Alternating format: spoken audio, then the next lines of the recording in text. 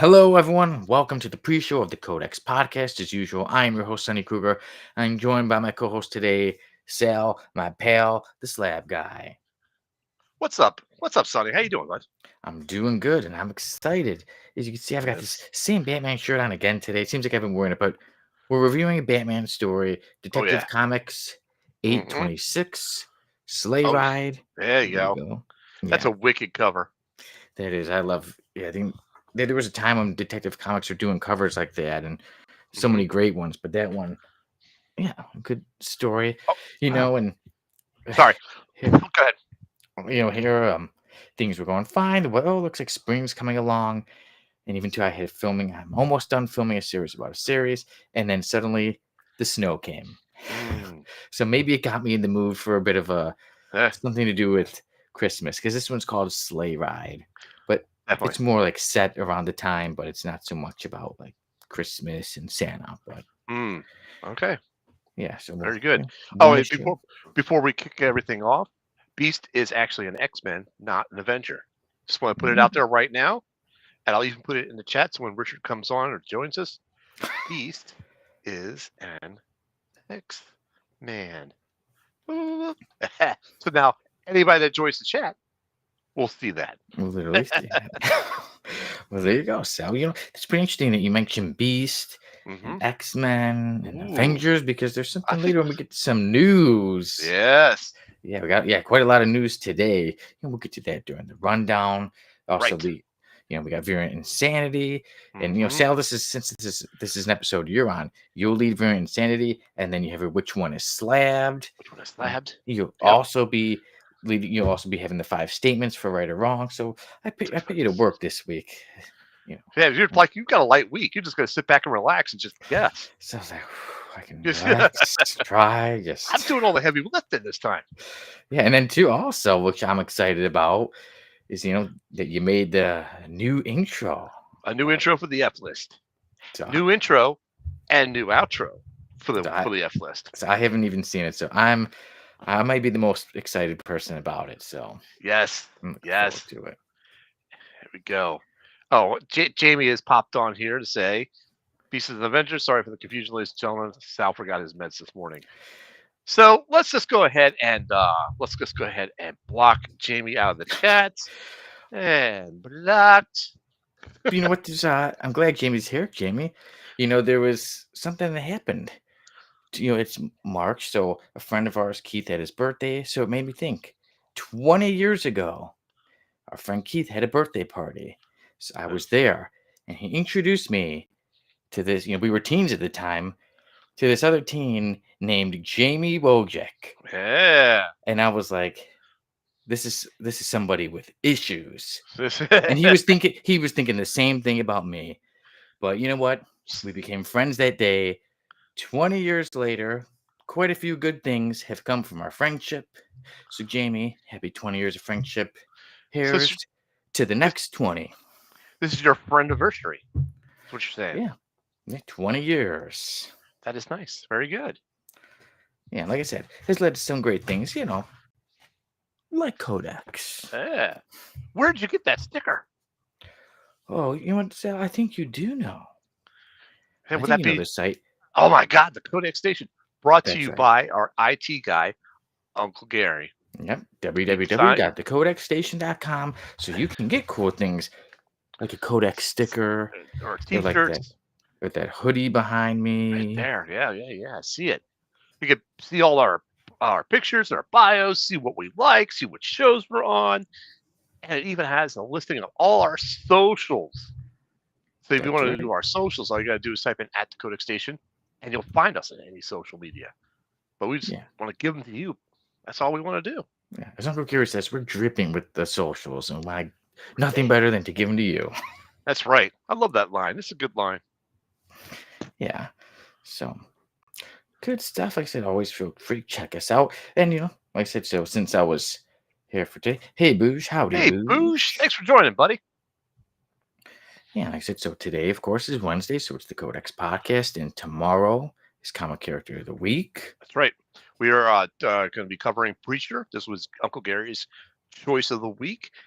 He has a buddy of his that's joining who is a big Preacher fan. His name is Calvin, and he's going to be joining us from Japan. So we're going to have an international comic character of the week. Nice, that'd be awesome. And of course, we always got more stuff coming your way from Codex. Like, of course, always on Saturdays, Comics Unleashed. That's right. That's right. Actually, I will not be on this Saturday night. I've got a prior engagement with some family, so I will not be on this Saturday night. That's The and Jamie says, I can verify. Thought Sonny was a claymation. Happy 20th, brother. Some people think I'm too good to be true. I am. I'm real. I'm a real boy. Well, I haven't met you in person yet, so I can't verify that. That's right. You haven't, yeah. I've met Jamie in person. He's real. Yeah. The first thing he did off the airplane was punch me in the face. I don't know why, but whatever. It's how he says hi. Sometimes it is. Like I said, I've known him for 20 years, so I could say sometimes it is. But he means it with love. He does. He does. And it was all good. Yeah, just a little love punch. And then, but like I said, when I was looking to, we got a lot of stuff on the news, but you know what? Last week we had missed. I had some family in town, so it was all good. I hate that sometimes when I miss it, a lot of times it seems like it's something not going so good, but it was nice stuff. It was family visiting. Very good. Over the 2 weeks, I had a dream. And you know what? We haven't had it in a while, and Jamie's in the chat, and I know he always loved this segment, Dreamland. I was dreaming about comic books. I was dreaming about buying comics, and this one was $2, and this one was $1. I'm trying to remember what specifically ones, but I know it was something Spider-Man. But it was a happy dream. Who doesn't love buying comics? I mean, when I woke up, I was like, it's not real. I wasn't really buying them. I know. Then you're sad because then you don't have those comic books. Yeah.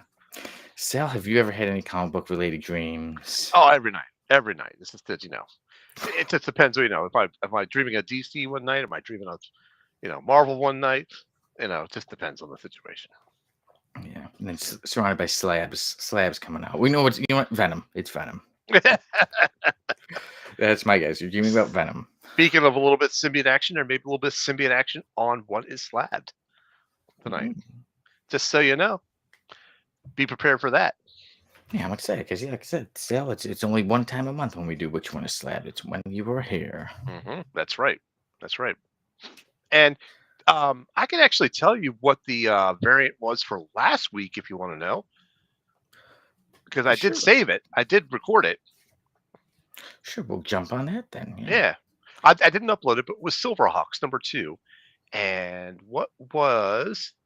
Be patient with me as I bring up my stuff here. There it is. Silverhawks, they had 30 variants last week. Oh.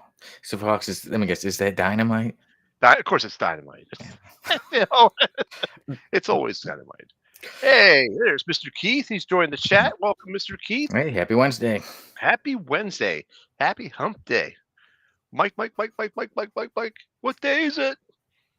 Hump Day. Hump Day, Codex Day. Remember when it was X-Men 97 Day as well? It's been out for a year now. I know. A year now. Oh, let me ask. Well, I'll ask you this later because it's part of my question, part of top 5 questions. But I'll ask you what you think about something in a minute. All right. All right. Sounds good. I don't want to blow the surprise. Okay. Yeah. Yeah. Remember how we were? Yeah. Well, I was up. Well, I'm normally up at 3 a.m. So at 3 a.m. I made sure I was on my TV watching it. But yeah, if anybody is joining us or doesn't know or didn't remember, but we also did reviews of each episode of X-Men 97. We did. It was fantastic. You did everyone. Great. Sometimes I'd be there with you and sometimes Dan, but yeah. Right. Just due to scheduling, we had to switch it out a couple of times, but it's all good. Yeah, I can't wait for season 2 to pop on that because I'm waiting to watch that. Yeah, I try not to think too much about it because, like I said, it's I want it. Hopefully, it is worth the wait because X-Men 97, I absolutely loved it. Okay, very good. Yeah, I did too. Yeah, all those we were given those 10s. Not every episode got a 10, but no, but they were nothing less than an 8. I can tell you that much. Oh yeah. Nothing was less than an 8. That show all around was really good. That's one of those shows I feel like I could rewatch anytime. Oh yeah. You know, like I really liked Falcon and the Winter Soldier, that Disney Plus series. I really loved that show, and I could watch that show over and over again. Sometimes when I'm working, I can pull it up. If I'm home, I just pull it up and let the episodes play as I'm doing my work. It's great. And Mr. Keith chimes in here with, "I loved Silverhawks as a kid, but they are part of an annoying tendency for characters to outside in space way too casually." Yeah, I read the first two issues of Silverhawks, and it was just like, it didn't really capture me. It didn't. I didn't hate it. I'm like, I'm not spending another $5, on a book when I could spend it on something else. Make another So book. Yeah. yeah, make another book. But yeah, Yeah. but the TV show was great back in the day. Silverhawks was an awesome cartoon. 100% Boosh. That is 100% right. Yeah, I'm gonna have to check Silverhawks out. Yeah. Yep. Definitely. Yeah. All right, Sal. I'm Very ready ready. for the regular show. If you're ready to jump on, I'm ready for the regular show. Let's do this. There's our intro. All right. So you don't do any groovy bass tones. You just do the intro for the podcast, sometimes correct? we could do the 30 seconds. We could do that. All right, then let's do it. I want some groovy bass tones, man. That's what I'm looking for. All right, hit it. All right, folks. We'll see you guys in about a minute. Groovy.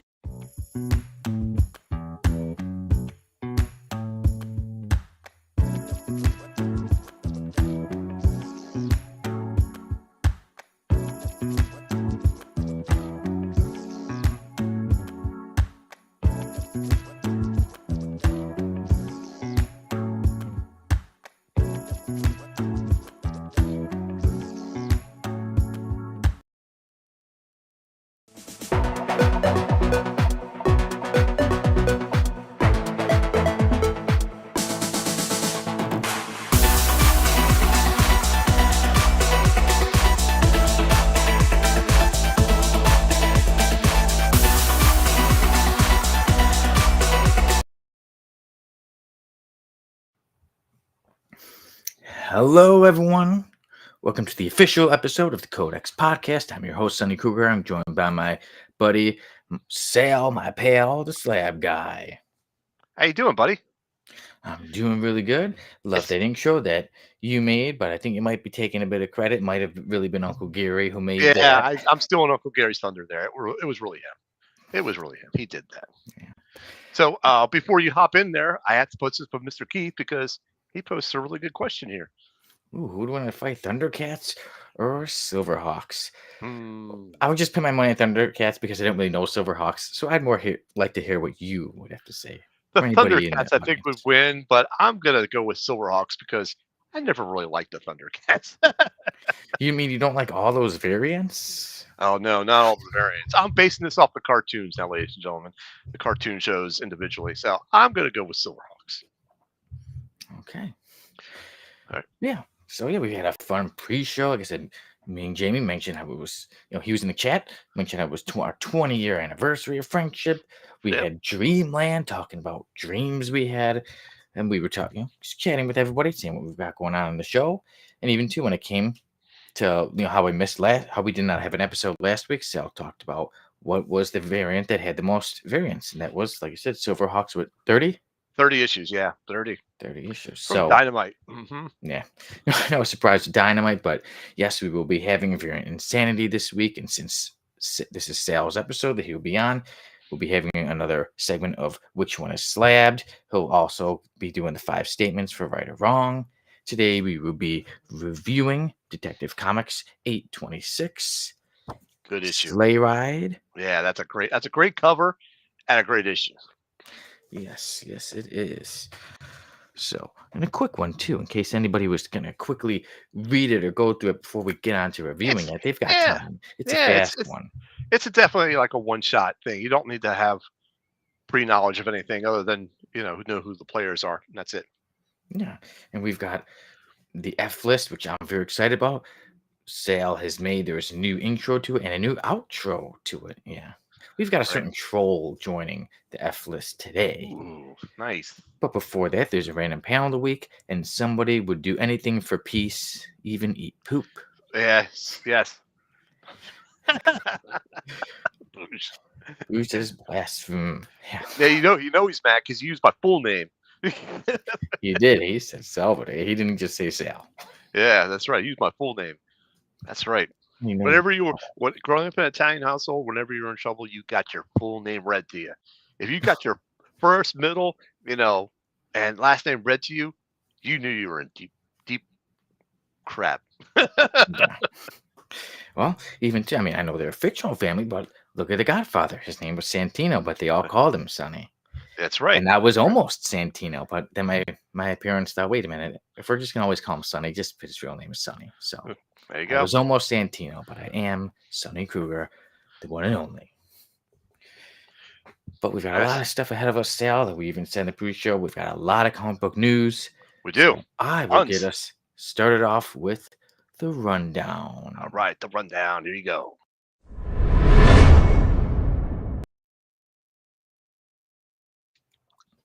I hate commercials, but you know what? There's a commercial that has quite a few people talking, and I saw the extended version of it, and it's actually pretty cool.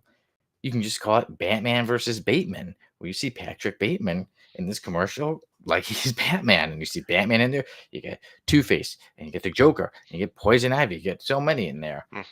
Yeah. So that one had a lot of people talking. It's very interesting to see.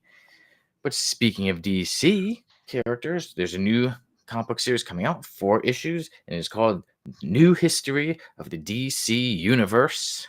Mm, Yes, it's a 4-part. It's Barry Allen Flash going over, and he's pretty much seeing. It's pretty much going to teach you a bit about the history of 90 years of DC, and said led by Barry Allen the Flash. And two, all right. there's a bit of, speaking of going back in time, a bit more than 90 years, the Fantastic Four. They're going to be facing off with Dinosaurs soon in July. And that new series coming out in Fantastic Four #1. But we'll get on to some more stuff. We'll get on some more details about that later. But speaking about comic books, you some people aren't too happy about some of the things going on in comic books.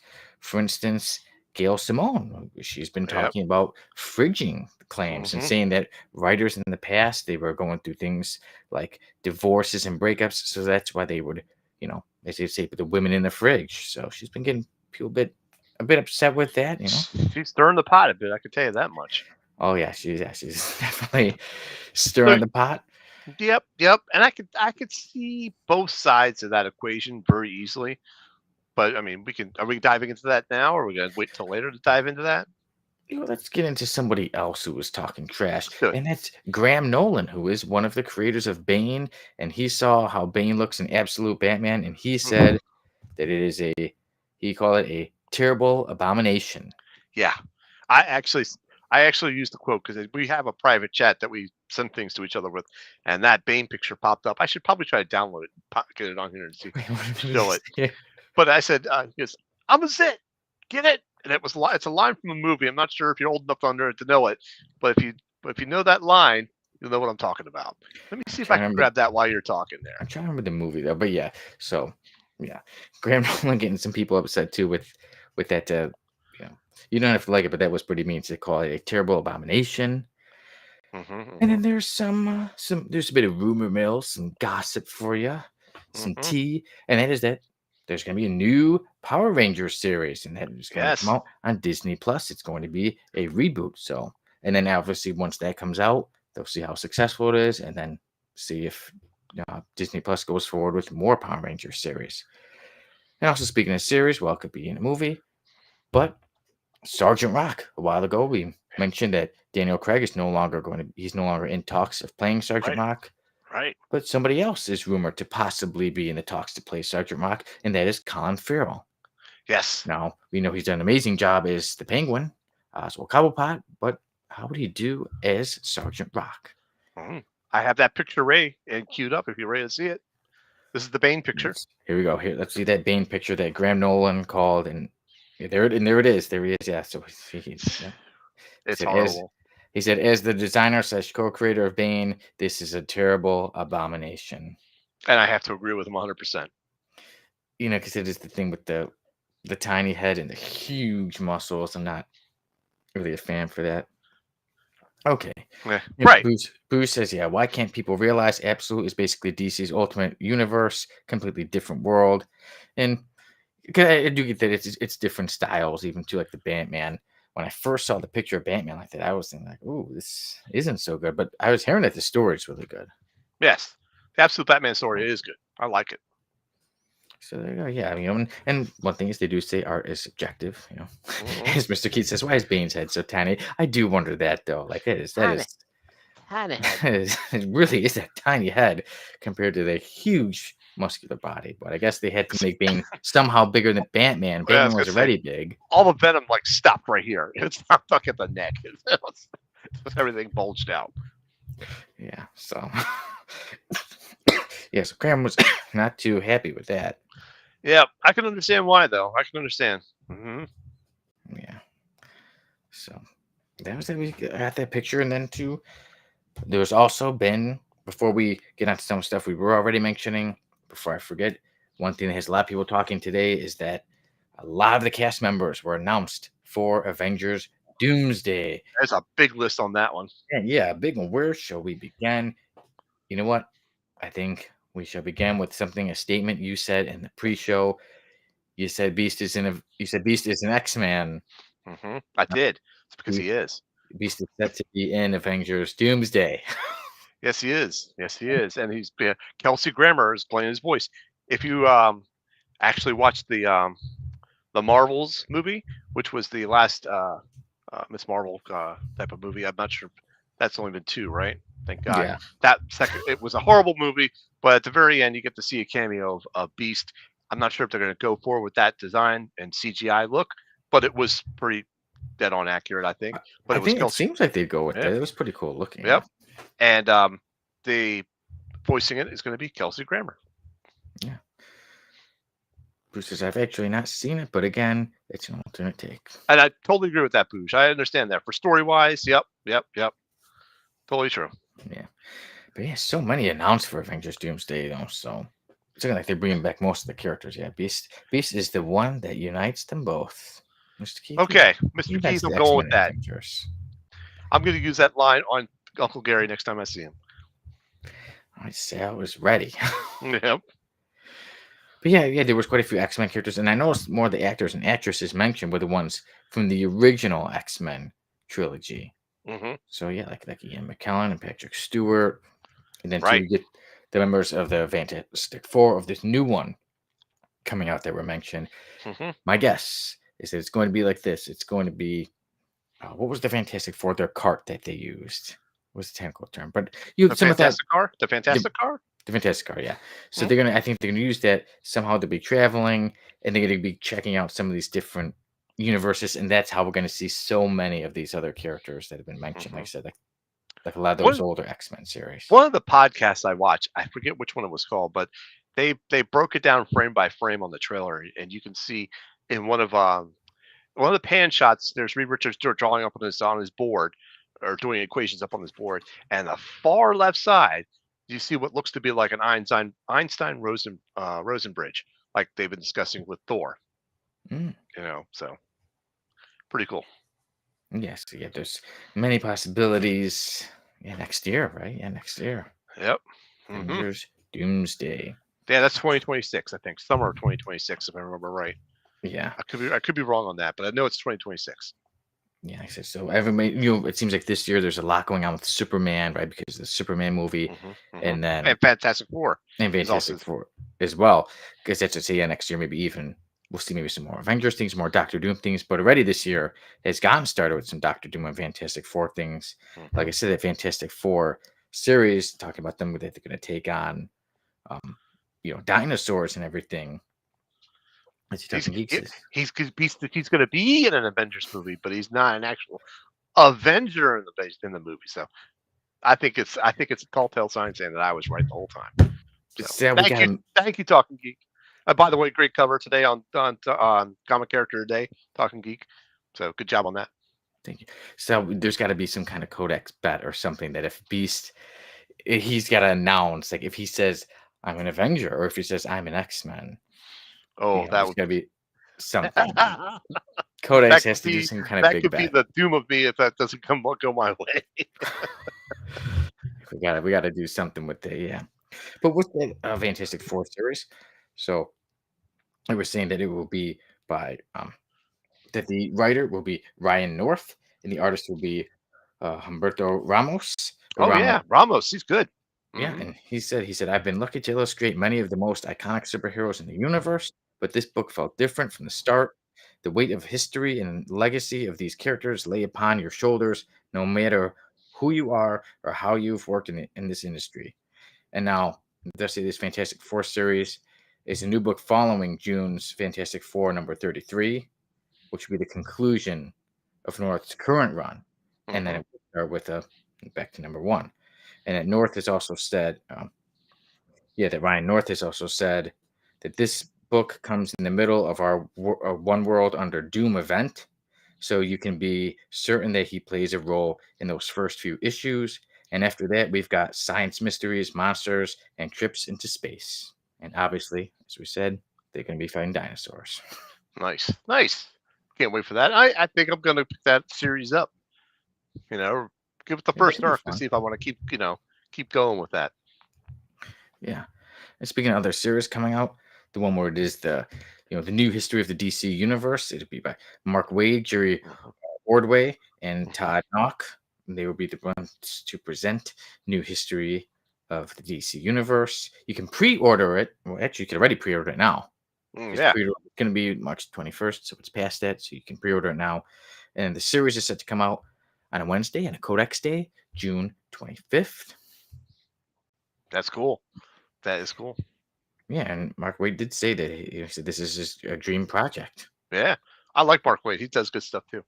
Yeah, I said 4 issue limited series. Yeah, so get it. You can either get it online or at comic shops, and Mhm. it will be led through the eyes of Barry Allen, the Flash. Yep, that is I sir. think that That could is be sir. good. I'm interested in that series. I'm very interested to see how it'll be, and I'm sure for a lot of young readers who don't know all the history, there's so much to learn, so many characters. I mean, every day I can look up a new character and spend hours reading about who this character is and all these great issues. And Richard says Beast isn't an Avengers movie, so you can talk Yes. about that all day. So, yep. Just so, Richard, we've already discussed this. This has already been put to bed. Yes, he's in the Avengers movie as an X-Man, not an Avenger. So therefore, he's an X-Men.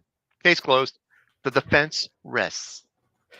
So you're gonna have to say that like 10 more times this episode. I know, and I'm probably gonna be saying it a lot. I'm glad I'm not on the Saturday night, just because it's gonna be a fest on Oh yeah. Saturday night. Mm, mm. But if you tune in, you're gonna tune in for like you can be like, okay, let me just check how it's going, and it's gonna be all Beast is an Avenger.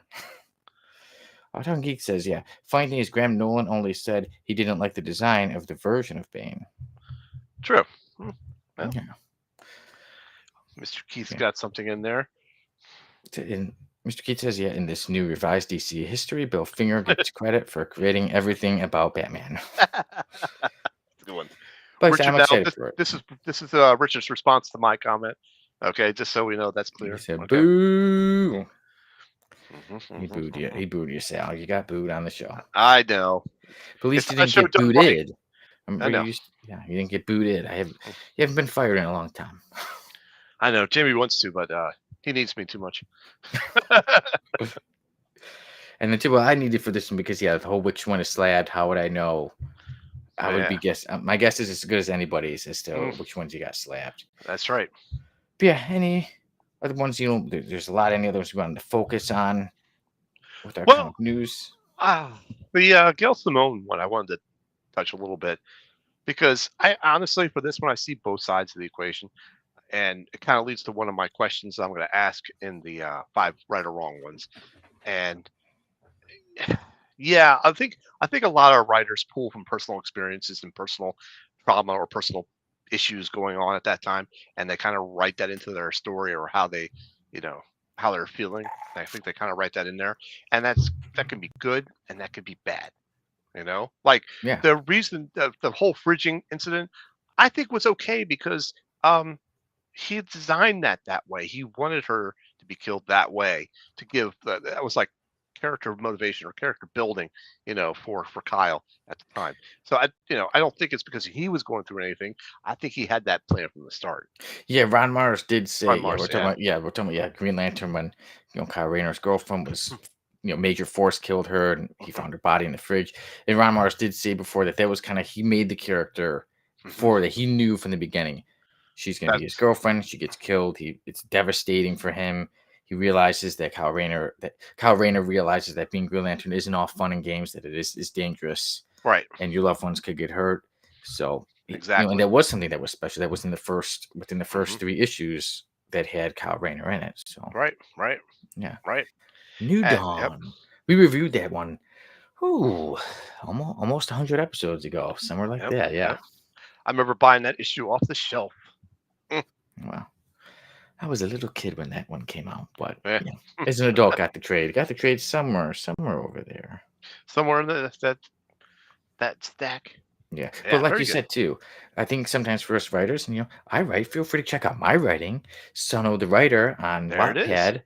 And yeah, sometimes it's hard not to put your personal experiences in there. And then something, yeah, like I said, some people make it way too obvious, like, oh, they're angry at this, you could tell. Mm, And some mhm. people just use it to motivate them. I Mhm. mean, uh, years ago, my grandmother, my nana, passed away, and she was Mm, one of the closest people to me in my life. And it says I even said in the back of my mind, I said, remember how you feel, because in my stories, a lot of characters die. And I said, well, now you know how it feels. Remember to put that in there when you write characters going through grief. right.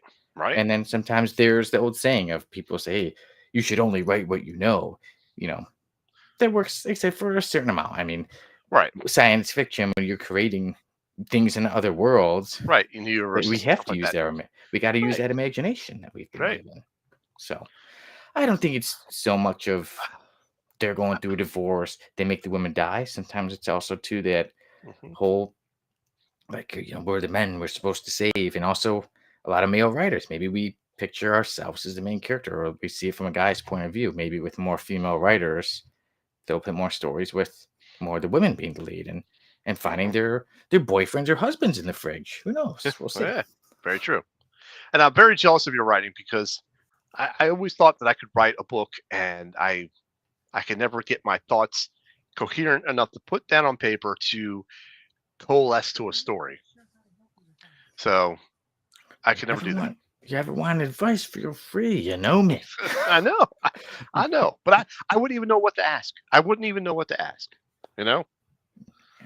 Maybe when we're Okay, offline, I could throw a couple of questions at you and see what you think. sure, sounds good.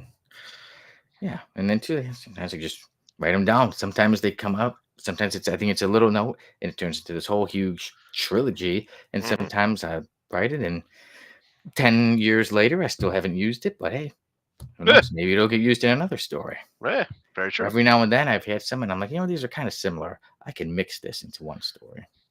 Mr. Keith's got a good point here. He said, I put personal stuff, yeah, in my writing all the time, like everyone.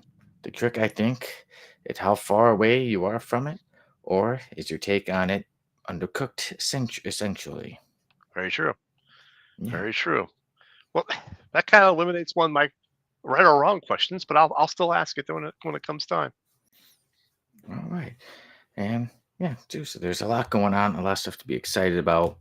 Out of our news, would you say anyone has you the most excited? Oh, that Avengers Doomsday movie with all the characters being cast.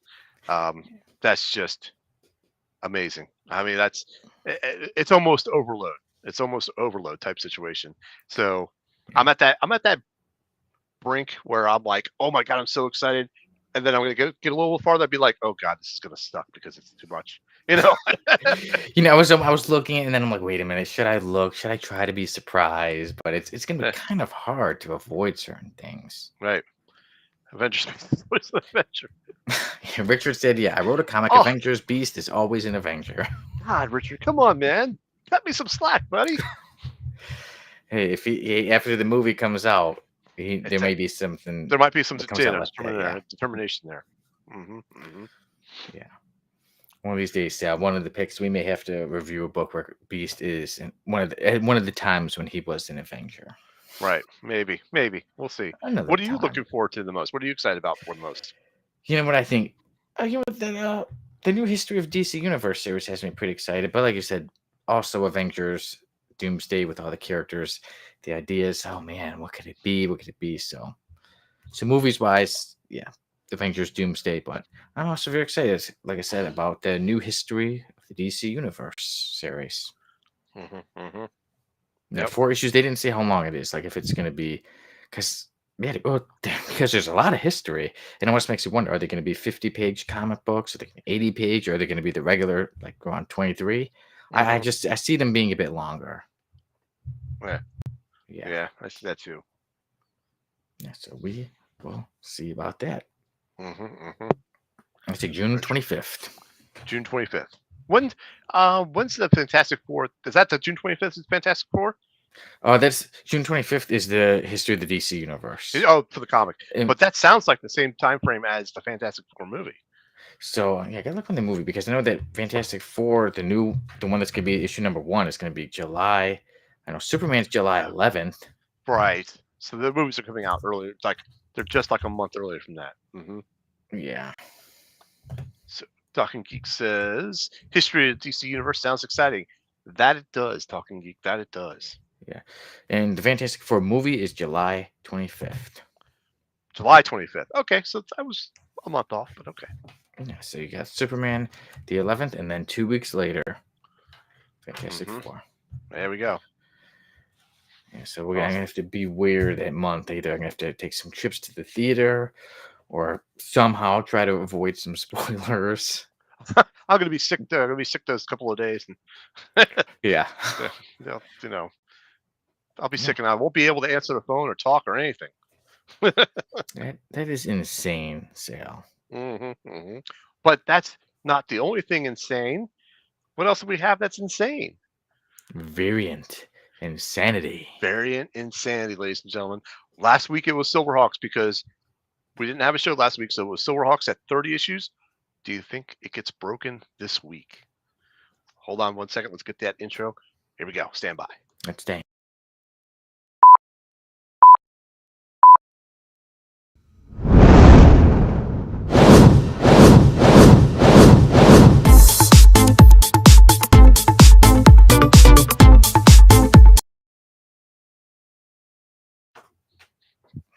Over to you. All right, Sal. Usually I lead it, but this is your thing. In case anybody forgot, Sal is the one who made this segment of Variant Insanity. That's right. That's right. All right, ladies and gentlemen, this is where you're going to guess the variant or the comic book that has the most variants for this particular week. And I'll give you one hint. It's Dynamite once again. So, but I'll give the second place book for the most variants this week was Absolute Batman. I won't tell you how many issues though, but it was in second place. I'll tell you how many issues after we guess the first one.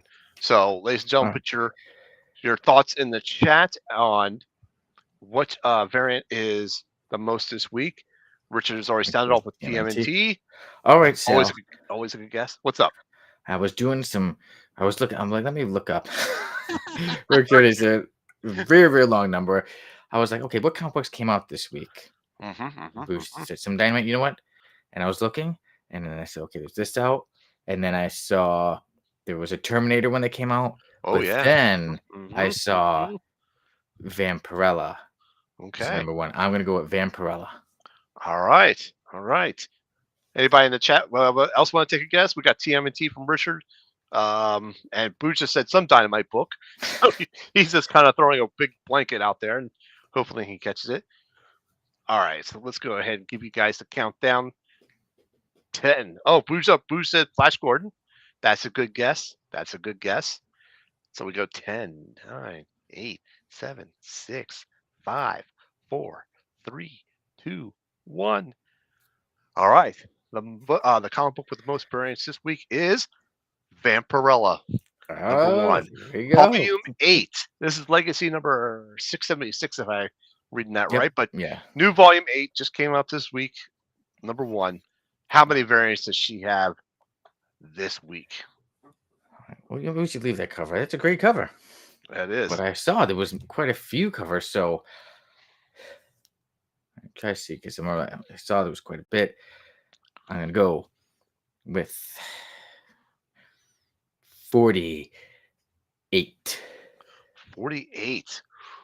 Wow. Okay, he's guessing a little high there. Anybody in the chat want to take a gander on how many books this Vampirella has out there?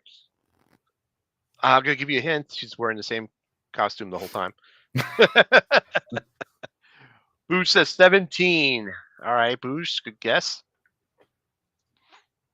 All right, let's go ahead and give the countdown. Let's see. Wait a minute. Anybody? Oh, hold on. Let's get both hands in there. 10, 9, 8, 7, 6, 5, 4, 3, 2, 1.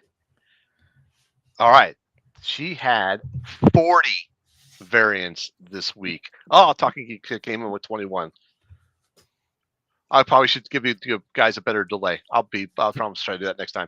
But Vampirella #1 had 40 variants this week. So this is volume 8 for her, #1 issue. And so Batman, Absolute Batman, came in with 30 variants, if I remember right. I didn't write it down, but I can look that up later if you want. But it was just, I was like really shocked because I saw Absolute Batman at like a high number. And I'm like, oh, wow, this is going to win. And then I got to Vampirella. I went, oh, no. But Terminator was also close, but Terminator had less than Batman did. Yeah, because first there was one I saw was like Batman Hush. I'm like, oh, maybe that. And then once I saw the Terminator, I'm like, wait, that's Dynamite. So what was going with that? And then I saw Vampirella 1. I was like, going with that. Talking so slow and guessing. No problem, buddy. No problem. Boosh, yeah, 40. That's not the record now. Teenage Mutant Ninja Turtles had that 187 variants. I think that's tough. That's crazy. That's crazy. The murder number, the homicide number. Yeah. Mm-hmm. Yeah. All right. So let's go ahead and get rid of Vampirella there. You know, she's nice to look at. We're going to move on to our next segment, Sonny. What's our next segment? Ooh. And that is Which One Is Slabbed? This is another one of my segments. All right, ladies and gentlemen. Here's the drill. I'm going to show you 3 books. I got Detective Comics. I've got Lasher books, Carnage, a Carnage Spawn, you might say, and I've got an Iron Man set. So I've got 3 issues of each one. You're going to guess which slab, and if you bonus points if you can guess which one has scribbles. That would be even better. Okay. All right. So let's go ahead. Let's start off with Detective Comics. There we go. Great covers, and especially I really love that Batman and Scarecrow one. That is a good one. That is a good one. So let me start with that one. Detective Comics 1027. This is the I version. The artist was Delato. Okay.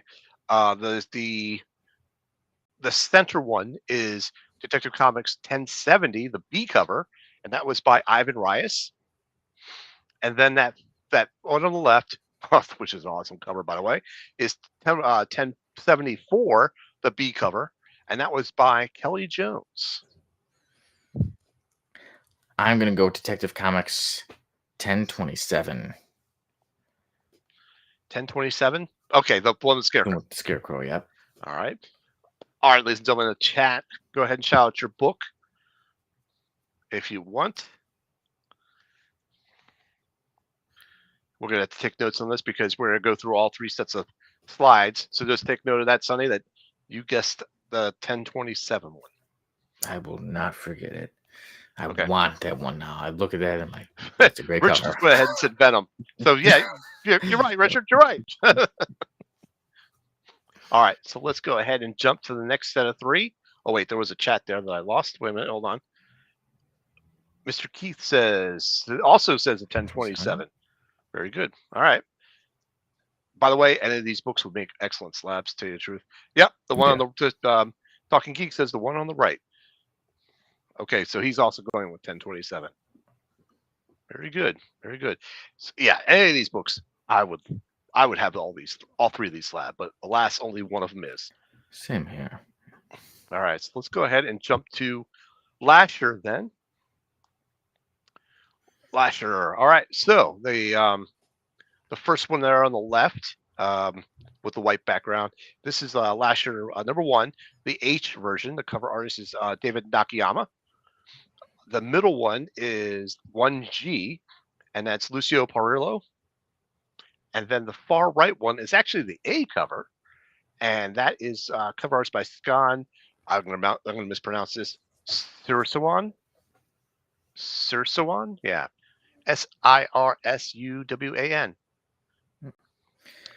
I apologize if I pronounced that wrong. Well, So, so at but first I thought you said Flasher, but it's Lasher. But yeah, Lasher, I was like, Lasher. whoa, what character is Flasher? So yeah, Okay, so Lasher, he's the new symbiote. You know, yeah.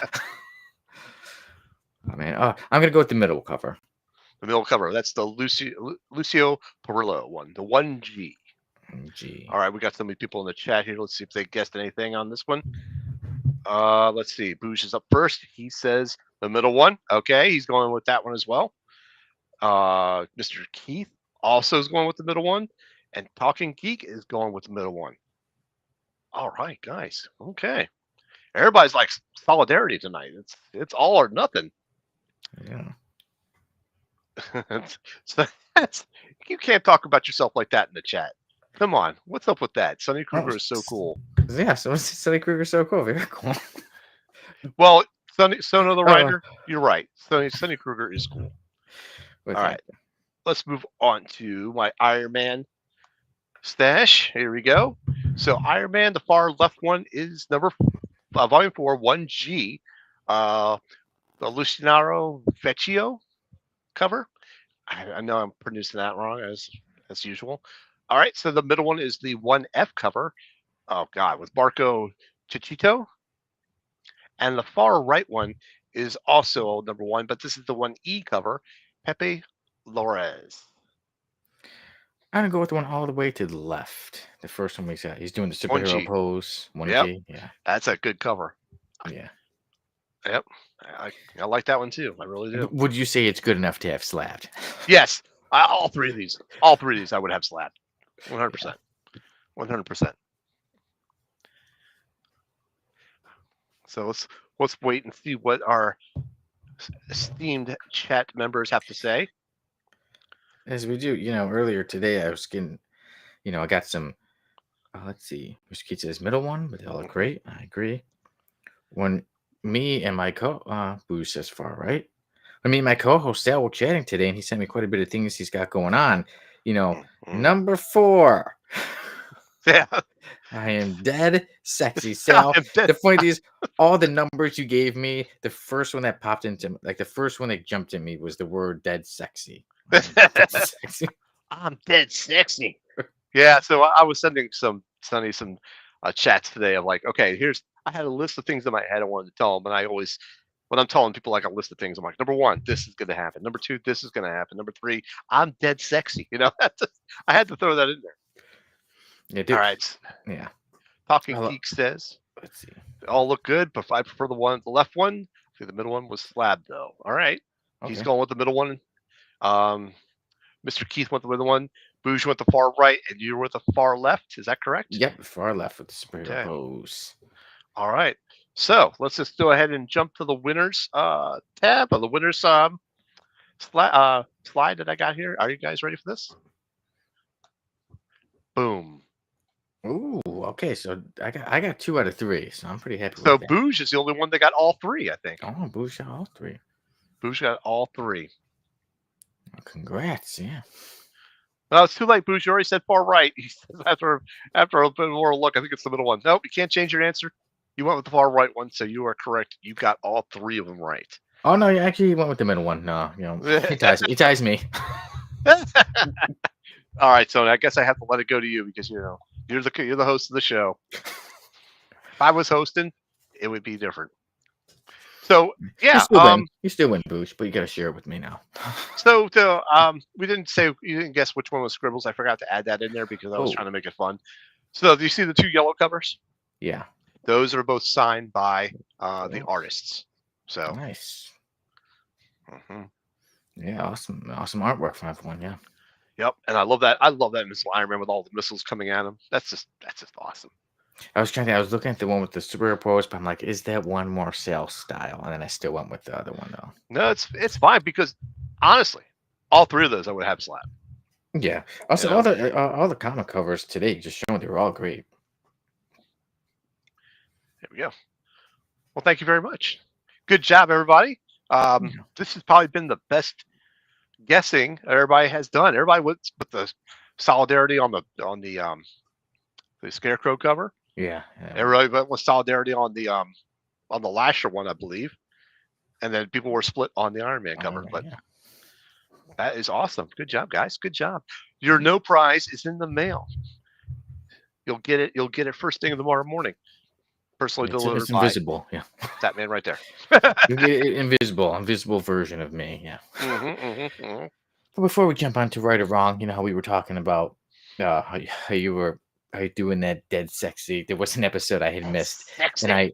I gave Jamie my review, and then I'm like, I think this, and that, and then just suddenly in there, Hmm. it's like Sonny's also very handsome. Very cool. He's also very handsome. And suddenly, as Jamie was reading, he stopped and he did catch it though. He didn't say. I was like, Hmm. hmm. Oh Who's wait, you didn't guess the first one? Sorry, Booge. I thought you did.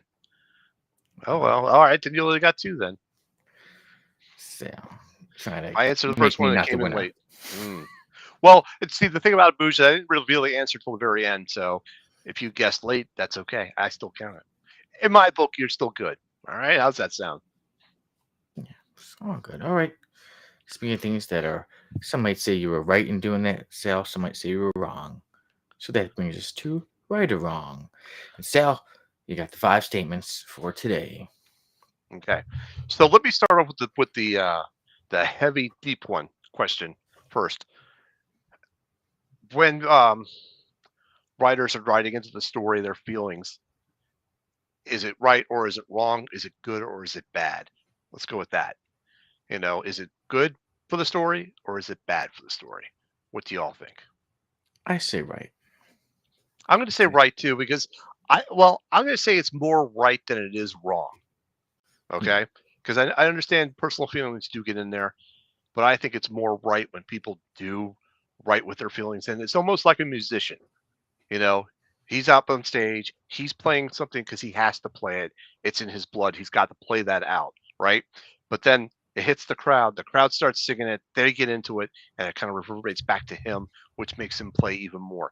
Do you understand what I'm saying? yeah. When it So when touches these, your heart, it's in your soul. yeah, so when this writer is writing into this story, and it gets good reviews, it's selling out copies. It doesn't matter if it's a comic book or if it's a graphic novel or if it's a fiction novel or factual novel. It doesn't matter.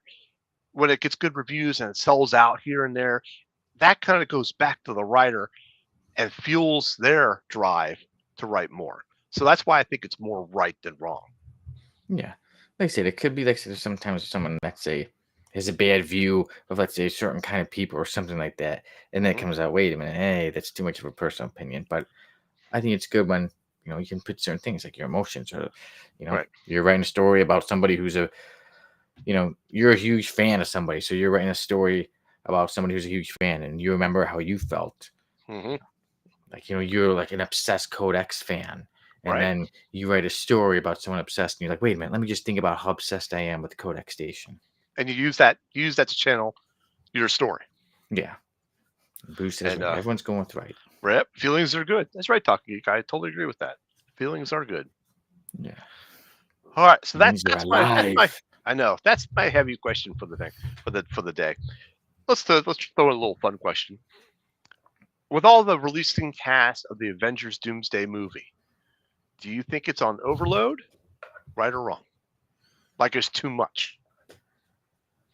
Right now, I'm going to say right. I would have to agree with that, but it really will play down to how much of a role they're in. Like if you saw have you seen the new Captain America movie? Oh, no, I did not see the newest one yet. Okay, Sebastian Stan is in there. He's the Winter Soldier, but he only had a cameo. Yeah. So even though he's listed in the list of people that are in that movie, his bit was this big. Okay, and it was still good. It still moved the story along. It kind of connected them back from the Falcon and Winter Soldier days. So I liked it. But if you're just looking at this list, is it too much, right or wrong? And the reason, or maybe I'll say the right or wrong, and then later when we go over 'em. Mhm. Right now, I'm going to say right that it is a bit too much. Mhm. Yeah. All right. Talking Geek, gotcha. Yeah, feelings are really good when they're true to the character. That's very true. So Mr. Keith says number two is right. Boo says two is right. Okay. All right. So let's see. I gotta remember. Gotta write my third question down. Where did I write my third question down? So you have notes Ah, about almost everything.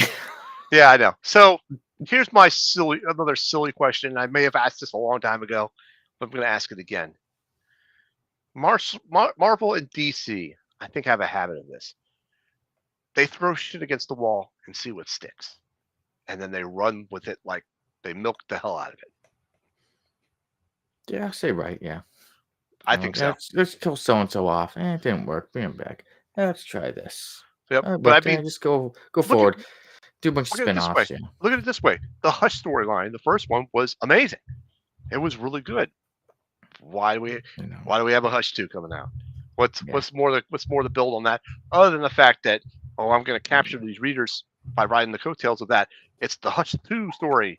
You got to check it out. Yeah. Long Halloween, right? There have another. And yep, it did. Yeah. It did. So Talking Geek says, I'm afraid it's going to be more flash than substance. He's talking about all the extra characters in the Avengers movie. Yeah, I can see that. So Mr. Keith says number 3 is right. Yeah. And Booze says number 3 is right. Yeah. We're agreeing a lot today. Mm-hmm. Yes, we are. Yes, we are. Now, where was my other question? I wrote this down. I wrote this one down, but I forgot where I did it, but I remember seeing it. You're going to walk into the kitchen later today, and instead of the grocery list, you're going to see questions. Mm-hmm, mm-hmm. Well, there was the Gail Simone stuff. We asked that. I asked about the Avengers Doomsday thing. Oh, jeez. Something about Beast. Oh, no, not about Beast. Here it is. This was it. The Power Rangers remake that's coming out on Disney Plus. Are we looking forward to this, right or wrong? Let's see, right, wrong. Actually, wrong. I mean, I'm someone I loved the Mighty Morphin growing up, but I don't really get too much into the new ones. I mean, I hope it's great. Like if someone was like, "Son, you gotta check this out," I mean, they'd be great. I hope it does good, but I'd say wrong. I'm not too excited about it. Right. I think this is from the answer for question 3 for Talking Geek. And Boo says there's a lot of good characters that you'll never see because of the milking. Yeah, that's true. That's true. So for this one, I'm not looking forward to it because I've never been a Power Ranger fan, but I can understand. Jamie's a huge Power Ranger fan, Yeah. So I know he's going to be glued to the series as soon as it comes on each and every week. So yeah, I'll wait till he tells me. I'll wait till Bruce or Mr. Keith says right. Yep, and also Bruce says right as well. Bruce says right, yeah. So I'll hear like if Jamie says, "Hey, Sonny, you gotta check this out" and stuff, then I'm gonna be like, okay, but right now, not too excited. Okay. Okay, so question number 5. We've all seen that monkeys sell books. Will dinosaurs sell books as much as monkeys did? Ooh, I'm going to say right. I'm jumping on this one right now. It's going to be a right. I'm going to say right too. Like right now, yeah, there seems to be a lot of dinosaur stuff. Even before I know Godzilla's a monster, but like there's the whole Godzilla, King Kong, Justice League, but now dinosaurs, especially too. Like now you see with Fantastic Four, they're gonna be fighting them. Yeah, so I see some dinosaurs being the new thing. One of the One World Under Doom books has him as a variant, as like a dinosaur, looking in the Doom armor. And then what is the dragon? It's because it's a dinosaur, but is the dinosaur's name like Red Devil? Moon Girl, Devil Dinosaur. Devil Dinosaur. Okay, I was trying Devil Dinosaur. Devil Dinosaur. Yeah, that makes more sense. Yeah. See, that's it. Yeah, dinosaur character. Mr. Keith says wrong. Ooh, he doesn't care about your dinosaurs. He doesn't care about dinosaurs. So, Mr. Keith, I'm gonna put this to you. Bush says rhythm fries, right? Bush says right that he loves dinosaurs. Do you think monkeys are going to sell better than dinosaurs, or is it just you just don't think dinosaurs are going to work, or at least it definitely should? Yeah, I agree with that, Bush. Yeah. So, all right. Those are the 5 questions there. I hope you wrote them down because I didn't. Somebody go back and hold on. Let's go back and watch the episode. Go back and watch the episode again. Well, we don't need to review them. We kind of dove into them a little bit on each one. The first one was the deep one with Gail Simone's comments, about personal feelings being in there. I think we covered that one. Yeah. Go ahead. Yeah, I was gonna say when you was talking about Doomsday or Avengers Doomsday being an overload, there was Yep. something yeah where right now I say right like it's cool when you hear about who's gonna be in there, but sometimes it gets you so excited, and then like you Uh, said, then you see them for like a minute, like was that mm, really that cool? eh, Even Doctor Strange and the Multiverse of Madness, I like it. That was a good mhm, movie, but I thought there was so much talk about the Illuminati and all them, and Mr. Fantastic and Professor X, and then I mhm. was kind of let down by the scene. Yeah. I was kind of like, if I didn't know, I think it would have been more of like a whoa. But since Yeah. there was so much hype, it made me go a little like, wasn't Yeah. as much as I thought. So yeah, Mr. Keith says 5 is wrong. You can't replace monkeys with dinosaurs. Bold statement. Bold Mm. statement indeed, Mr. Keith. He says monkeys are too dope. All right. Very good. What about monkeys on dinosaurs? Well, there you go. There you go. Mr. Keith He said says, number two was right. He said, I'm all about 1,000 characters showing up to a melee like they're jumping out of a clown car, but Marvel needs to earn that again. yeah, that's true. Clown car. All I can picture now is them popping out of a clown car. Yeah, all Thank of them, you. the Thank biggest you. heroes, the Hulk and Thor and Black Thank you, Widow Mr. and Keith. X-Men, and My next comic book dream is going to be of that. Thank you very much. make sure to tell it on air. Mm. Boo says giant monster lizards and Brad Jackson themselves. Okay. All right. So that was the Avengers one. I'm at that point where I'm still saying it's wrong because I like all these characters, but I'm at that teetering point. If they let go one more character, I'm gonna be like, oh, it's gonna be too much. So I'm kind of panicking about it, but not full on yet. I'm not pressing the panic button yet. Yeah, so we'll see Hmm. when they announce 30 more castmates 3 Yeah, months from now. true, true, true. Yeah, but it should be interesting. I still think it's gonna be a great movie either way, so I'm excited for it. Yes, I can't wait for it to be too. So my third question was about Marvel and DC throwing shit against the wall to see what sticks. Yeah, we're all kind of agreeing. Yeah. Yeah, I think we all kind of agree on that because you know they're trying to ride the coattails of like popularity of like a really good story and just trying to like gain viewership.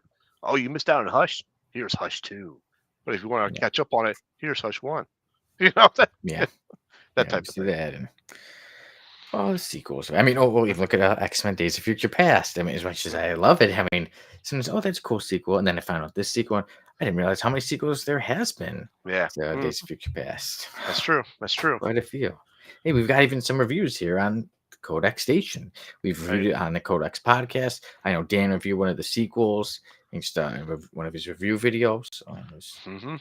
a lot of X-Men, True. True. a lot of future past, future present, all that stuff. Yeah. All right. So what was my question for again? The Power Rangers. Power Power Rangers Rangers. Yep. excited, and yes, I can excited. understand it if you're a Power Ranger fan. Me not being one, I'm not in. I'm not in for it. Yeah, so I said not excited, but yeah, I hope it does good, and maybe I'll hear some good things about it. So, FYI, Brad Jackson's the name of a Hemdale album. Check it out. Okay, we'll do, Boosh. All She right. also said something about this. Brief spots with characters you've been waiting to see for decades really don't do much for me. True. Yeah, because like I said, sometimes that's what I mean. Like we like to see them before these characters we love, and then sometimes suddenly, oh, there they are for 10 seconds. Yeah, that's true. Yeah. What's up, Joe? Hey, Welcome Joe. back. Glad you stopped by. Hey, guys, stop by. We were doing right or wrong, and yeah, and Hmm. now we're towards the end of it. Yep, we This are. is- Mr. Keith's got here. Four is right. I just hope they make it for this new generation, like how Star Wars has Skeleton Crew, which was an amazing show, by the way. If you haven't watched Skeleton Crew, you got to. It was fun. It was lighthearted. Lots of good action, but it gave me the same nostalgic feeling that when I first watched Star Wars. Let's put it that way. yeah. Like Jar Jar Binks and everything, right? No, no, no, no, no, not in the least. I can't say no enough about that one. No, So you don't want any variant issues with Jar Jar Binks on the cover. only to burn them. Only to Slab. burn them. Only to burn it. Even if it was a 9.8. Even if it was a 10, I would still burn it. I would still burn it. Watch this. So did Joe ask anybody watch the cast chairs today? That's the that was the announcement of all the characters that are Oh, going to be in the okay. Doomsday Avengers movie. I believe that's what he's talking about. Yeah, we Okay. talked about that. We did. We did.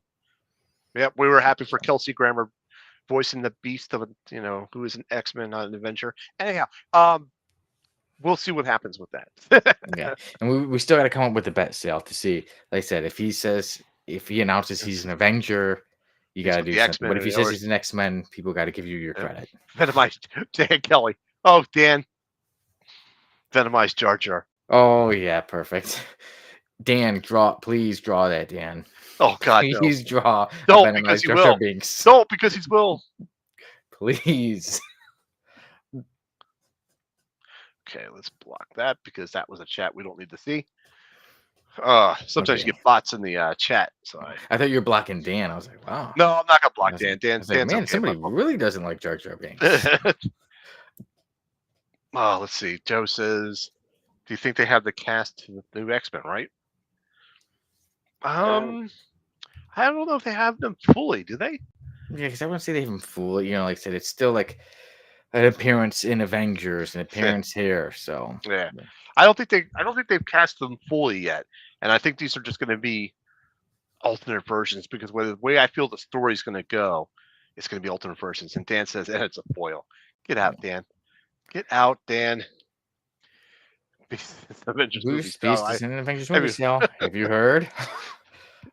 I said, Okay, let's hear about it. You're not going to no, stop hearing about it this whole week. never. I'll never hear the end of that one. It'll always be with me. I mean, at my funeral, people are going to be coming up to my casket and be like, "Beast is the Avenger." That's it. They're going to be doing that to me. And then you're going to come back from the dead and be like, he's an X-Men. Yep. He's an X-Men. Bury me now. Bury me now, quick. Stewart and McKellen got limited time. Yep. Mm-hmm. Yeah. So yeah, they're set to be in Avengers Doomsday, but yeah. Right. That's why I think it's going to be like alternate versions of them, stuff like that. Yeah. Same thing with Secret Wars when that comes around. Mm-hmm. I don't think it's going to be the set actors and actresses. Kind of like, okay, play them a little bit here and there. Right. And then we'll see. All right. Does this wrap up our right and wrong? I'd say so. You know what? Very good. We could say peace to right or wrong for right now. So that brings us to our random panel of the week. Random panel of the week? Where's my random panel picture? Where somebody's love and peace, and he'd do anything for it. For peace. I hope this is it. Nope. Sorry, that's not it. Did I load it? I'm sure I loaded that up. Hold on 1 second. Does anybody know who I'm talking about? You can guess what character I'm talking about when I say somebody would do anything for peace. Right. I'll give you a hint. It's not Superman. No, it's not. It's not. Okay, I don't know if I loaded that up. I'm sorry. Hang on 1 second. Stand by. Technical difficulties. It's in our chat, or do you want me to load it real quick? If you have it, I thought I had it. I got it. I can upload it. Yeah. See, I thought I had loaded it too. No problem. Let's see how fast I can do this. Okay, now I'm pissed because I saved it somewhere. I got it. Ready, Sal? Yep, hit it. Boom. There's a random panel of the week. And it is somebody asking Peacemaker, would you eat a spoonful of poop for peace? And Peacemaker says, I'm not sure how eating something would contribute to peace, but yes, I would. I would do anything for peace. I'd eat a bucket of poop. Wow. That man would. I would do anything for peace. I would kill every person on the planet if it meant peace. Yeah, in the comics he said that quite a bit too. Like, because I know the show he said it, but in the comic books, I'm like, yeah, he really did say it in the comic books too. Yeah. I always thought that was an odd thing to to say. I mean, it is, but it does show like the state of mind he's in. Yeah, I guess. I would kill for peace. It looks like he would eat some poop for it too. Yeah. Well, yeah. So I found this, and this was I believe it might be, correct me if I'm wrong, in that Peacemaker. What is it? Peacemaker Saves the Day. It's a newer issue. I did load it up. Like a couple of frames up previous to that one that you just loaded. It was there. Sorry. Okay. So I did load it up. I thought I did. But yeah, so a Peacemaker Saves the Day, I believe it is, and he's at the grocery store, and the lady doesn't know who he is, so he's telling all the things he'd do for peace. So that's when this guy comes behind him and he's like, what do you eat? A spoonful of poop.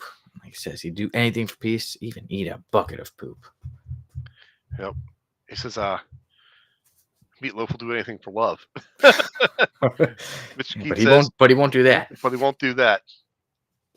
Mr. Keith, yeah, came in.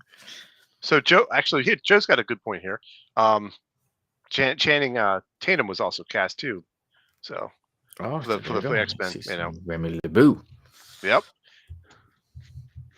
Okay, Dan Kelly says, so far we've got Cyclops, Professor X, Magneto, Mystique, Gambit, Nightcrawler, Beast. And Mystique was the Rebecca Ramon Mystique, right? I believe. Right. Yeah. It'd be good to see Rebecca Ramon as Mystique again. It's been a long time. Yep. Back on the Mr. Peace. Here you go. Yeah, Mr. Keith says, okay, well, Mr. Peace is here and he's ready to watch you do it. Yep. So Joe's asking when Peacemaker season 2 is this summer. I think you are right. I remember hearing about it, but I think it is this summer. Oh, I mean, it would be a nice surprise for me because I was thinking, I'm like, oh, it's gonna be a while, but I haven't heard. Let me look at it real quick, just to see. I wonder if it's like, if he's like, could go to Kentucky Fried Chicken, just say, give me a bucket of it, give me a 8-piece bucket. Yeah, there's still no actually talk of it. So. Oh, I thought it was. I remember hearing it be scheduled though, like slated. It could have been delayed or moved or whatever, but I thought it was. Yeah, so saying that it wrapped, but yeah. Well, let's see. Joe also says Mystique married that fat kid from Stand By Me. I think she did, right? After. Yeah. Yeah, well, they're saying it's going to be worth the wait. Okay. So, well, hopefully, because I really liked the first season. Oh, wait, actually, now I did find it. Peacemaker season 2 premieres in August. So there you go. There we go. Yeah, nice. Hopefully that is correct. But yeah, that article was posted hours ago. So. Shooter McAdam, eat them for breakfast. You pieces of poop for breakfast? Peacemaker is another one of those characters that you can do a lot with, especially with how funny he is. Yeah. Who's just a bucket full of poop. He was correcting his sentence from earlier, but that's all right. We knew what you meant. Good stuff. Poop isn't good, but you know what? There's a character who might be as big as the Hulk's poop. Yeah, I shouldn't get onto that. There was one time when we had a random panel of the week, and Uncle Gary said, "Oh, who do you think takes the biggest poop?" And I mean, we love everybody getting into the talking, getting into the commenting, but we went for a while about who had the nastiest poop. But this character on the F list may be as big as the Hulk's poop, but now it's time for Sale to reveal the new opening to the F list. And here you go, ladies and gentlemen.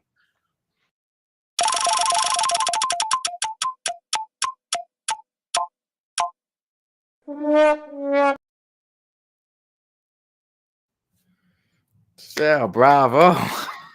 Thank you, sir. So there you show me like a picture, and then today before we got on, you're like, "Well, I got a video for it." Yeah.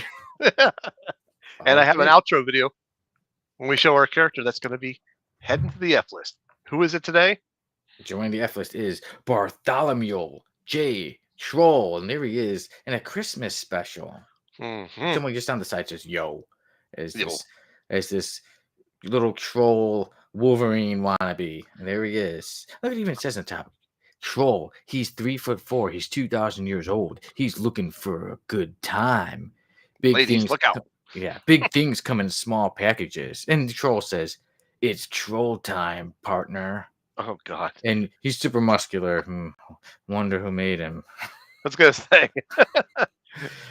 Yeah, let's see some of those pictures of this. Yep. There is he almost looks like a Puck there, but again, just super muscular. He's got that mask on. It reminds me of the time in the 90s when the Thing wore a mask.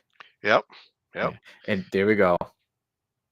Troll taking a shower. Can you guess which picture is landing on the F list? As soon as I saw this picture of Troll taking a shower, sitting in stormy weather, I was like, this guy's an F lister. And when I found out, yeah, he really is an F lister. There he is. Troll. Bartholomew J. Troll, that is. The puffed out chest and everything. Yeah, he's got the puffed out chest. There he is, smoking a cigar. Yeah, being all thinking he's all edgy, Mm, Troll can come out and play, and the guy says, Bartholomew J. Troll. And he says Troll says the one and only pal. Long hmm. time no see, Jewel. You're looking worried as usual. Wow, so Yeah, edgy. very edgy. I don't know. There was one more picture that I Was had there? just sent. Remember the one Oh I yeah, had yeah. sent? There we go. And there is Beast. I mean, no, sorry, that's another version of Troll. Yes, As he kind of reminds like an evil beast, as he's blue and looks a lot taller in that picture. true. He does. Just how's his knee up there? Like, yeah. So, well, there you go. Bartholomew J. Troll. There he is. Let's He's see. on the F list I gotta catch up today. on some comments here. They had made twins with Wolverine Dan, playing Julius and Joel Vincent. Yep. yeah, that is pretty funny. Yeah, Dan. Miss Should Keith he have says, been? yeah, should he have Bane's tiny head? He pretty much should. Yeah, his head looks bigger than the one that the absolute Bane got. I This is an believe image so. from like, I think so. yes, I will give it away. Yes, it is. Okay. Very good. Let's go ahead. I'm gonna put He back up stole the the. owl's haircut. Yeah, yeah, I'm he gonna did. put the shower scene back up because you know Yeah, we got to see Van Perella earlier, and now we have to. We're forced to see Bartholomew J. Troll taking a shower with a even couple with bubbles to cover something up. still wearing the goggles even in the shower. Yeah, you're right. And he's holding the soap up, very proudly holding the soap up as he sings the Stormy Weather song. Jeez. Yeah, well, hey, they say he's thousands of years old. Maybe it had been like 1,000 years since he had taken a shower, so he's Yeah, very maybe so. happy. Maybe so. Stole the All owl's right. haircut for sure. Sal, would you like to take a guess as to the history of Bartholomew J. Troll? Well, I think he comes from Disney, so I'm gonna say he was terrorizing a princess from under a bridge, and he changed his name to Bartholomew to make himself more classy. so that's that. So he's a fictional Bartholomew. fantasy, he's a fictional character, so he doesn't really age. But he comes from under a bridge where he was terrorizing a Disney princess. All How's right. that? Well, Sal, there's a lot to this guy. When I looked him up, I said, whoa. Well, first of all, this might come as a surprise, but he was created by Rob Liefeld. And No, yes, really? yeah, he's known for being on Youngblood. Mm, But his first appearance was Image Zero. Yeah, mm, so Image Zero, yeah, the Zero issue mm. of the game. But there's a lot to Bartholomew J. Troll.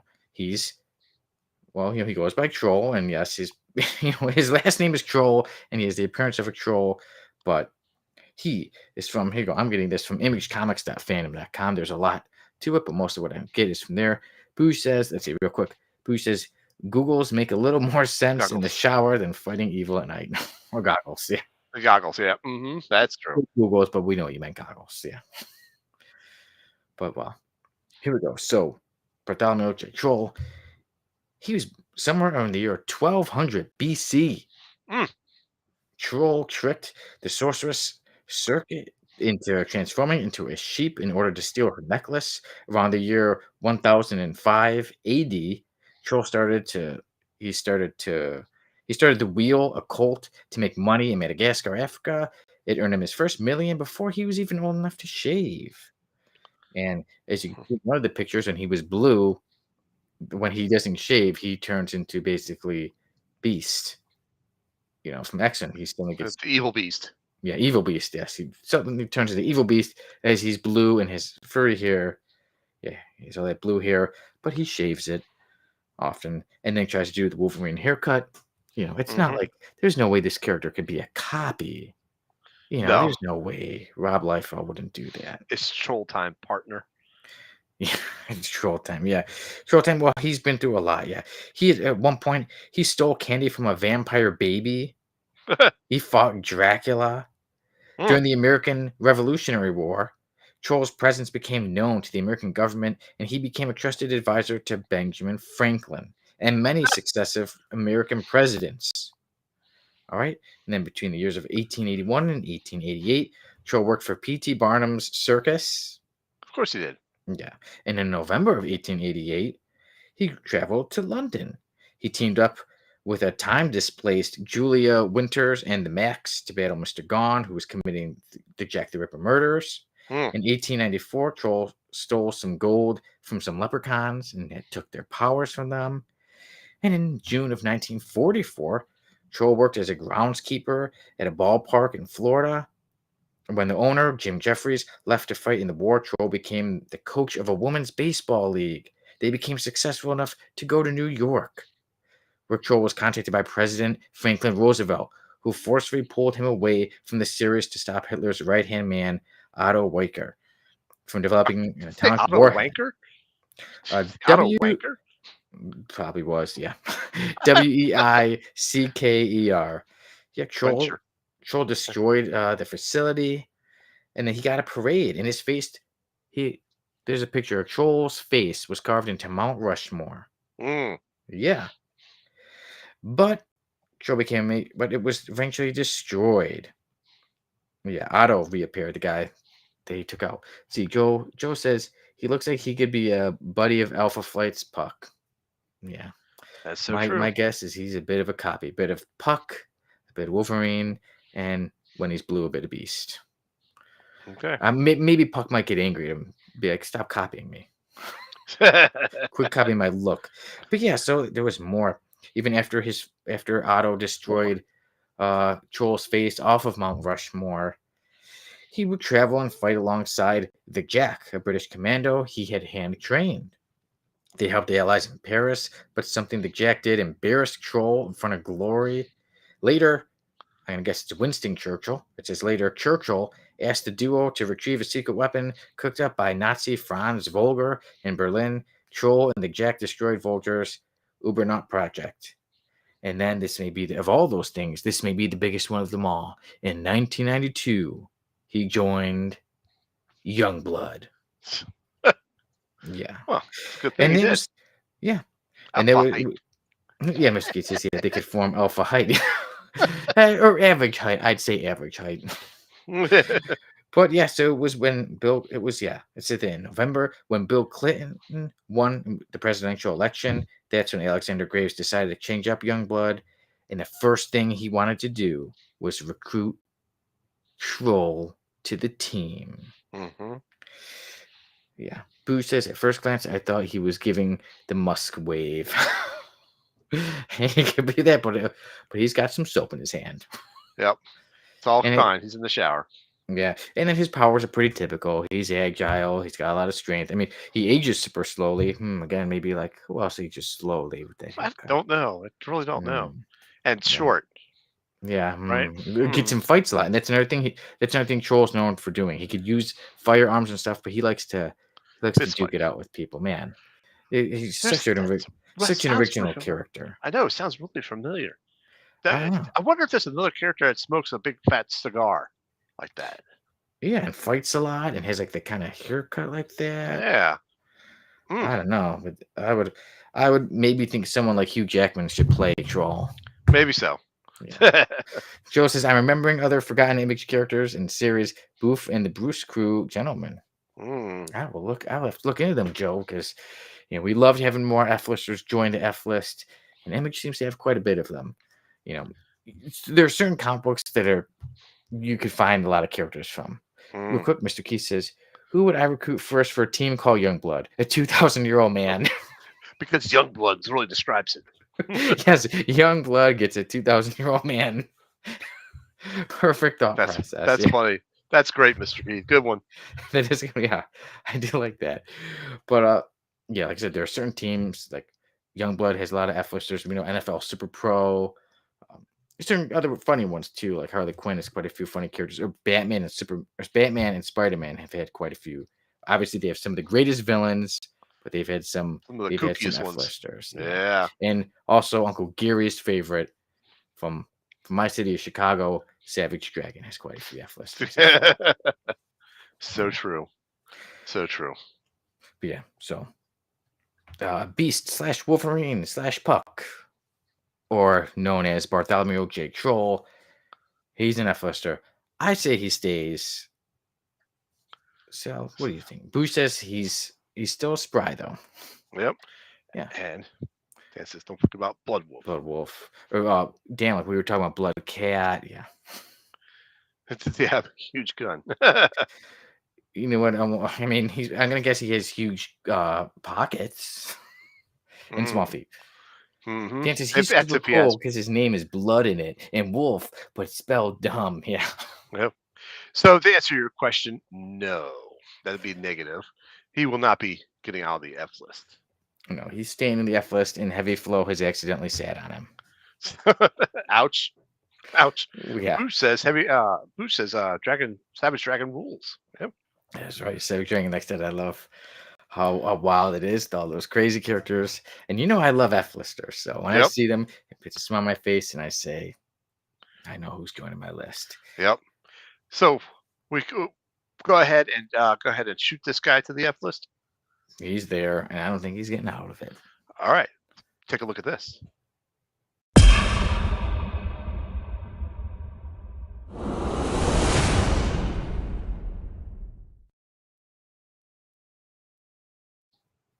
So that is perfect.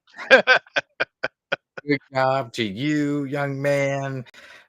And like you said earlier, you're like, I'm gonna have to work every week now on this. Yeah, now I'm gonna be adding a character every week to this damn thing. But oh well, it's fine. In the perfect picture too, him in that shower. Yeah, yep. I know Absolutely. it's edgy. We make Troll is showering. Yep. We do edgy stuff here in the Codex Station. Yeah, well, what an edgy scene and edgy character. Dan says Heavy Flow could use him as a tampon. Ouch.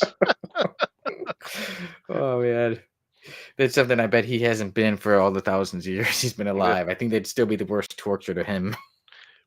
Yeah. So Joe's asking a good question here. Are the characters trapped there forever? Yes. Yes. Except for one other character. A couple weeks ago, one character did get out. Only one has gotten out of the F list, and that is Shamrock. Why does Shamrock get out of the list? She's out of the list. Okay. Me and Dan a few weeks ago, we usually characters they don't get out. Every now and then we'll say they could maybe one day, but it was around St. Patrick's Day, and me and Dan we reevaluated Shamrock and we said she can get out. That she, let's see, Joe says I'm wearing goggles for my next shower. You do that. Don't forget to hold up that soap and sing. But Yep. yeah, so we did decide that Shamrock she's a better character than, maybe she's not the best character, but she's not as bad as Heavy Flow and Dung and Snow Flame. Spinner. Yeah, the Spinner and Gamecock and Don't all forget them. pennies. Yeah, pennies. Yeah, Penny Plunderer. So that's what we did say that. So there you go. The answer: one character has made it out of the F list. All right. That All was right. Shamrock. Very good. Very good. All right. So, Dan says she didn't belong there to begin with. Okay. There we go. Right. Now she's no longer there. Hmm. And now we get to our review of the evening. Can I interject something here before we start the review? Of course you can. Let's talk about the Codex giveaway for March. Sure. The March Madness giveaway, ladies and gentlemen. If you haven't heard about this, Codex Station is giving away something every month. Every month you can win something. You enter in hashtag giveaway in the chat. You got it, or if you go to one of our social medias, you like, share, and subscribe. You do all that good stuff, and you show us a screenshot of you following our station. You're entered to win. If you are that $1 a month paying member, you're entered to win. So hashtag giveaway in the chat to do that. But what could you win, Sonny? You could win some this. comic books. You get the Joker, Death in the Family trade, and then some foily goodness. You could tell who designed the box this month. It would be me. Hey, look at Red Hulk. You get Red Hulk, Eddie Brock, Carnage, and Superman. That's absolute power, number one, but they are all foily goodness. Yeah, so good luck to you, like Sal said. Subscribe, giveaway. Yeah, and that's going to happen next week, not this week. Is it this week? So this week, Saturday will be the 29th. So yeah, actually it'll be this Saturday night. Jamie should be doing the Wheel of Death before the show and can let you know who won. So good luck to everybody who enters.